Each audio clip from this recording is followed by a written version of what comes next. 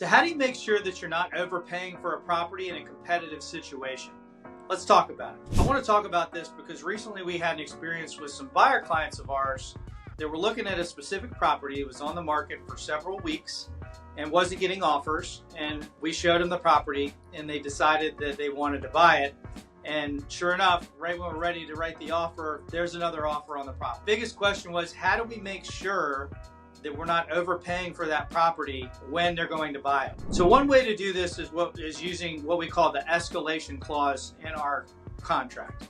So what this does is it affords you as the buyer the ability to go in with a price that's a little bit lower and say that's the bottom that I'm willing to pay, and here's my cap.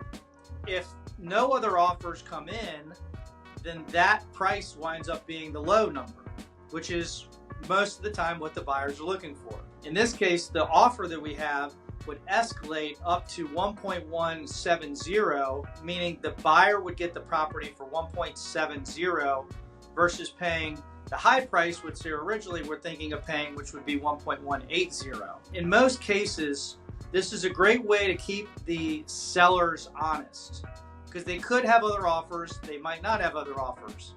Now the other question is, how does the buyer know that that escalation was triggered? So that's a common question we see a lot. And what happens when you ratify a contract, let's just say we're the winning buyer in the competitive situation, the seller's agent or the listing agent actually has to provide you with a copy of the contract that was used to trigger the escalation in your escalation clause. So in most cases, they're going to do that. And that's just a way of knowing and proving that, hey, it's actually worth 1.170 because my buyer is willing to pay $5,000 over the next offer. It's another way to make sure that you're not grossly overpaying what the other buyers are looking to pay.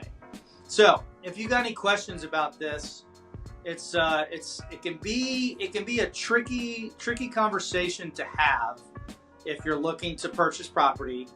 And sometimes sellers are not willing to accept escalation clauses because they just want the best and final offer with no escalations. So if you have any questions about it and you want to find out more, feel free to give me a call. Love to answer any questions about the escalation clause. Thanks for watching and have a great day.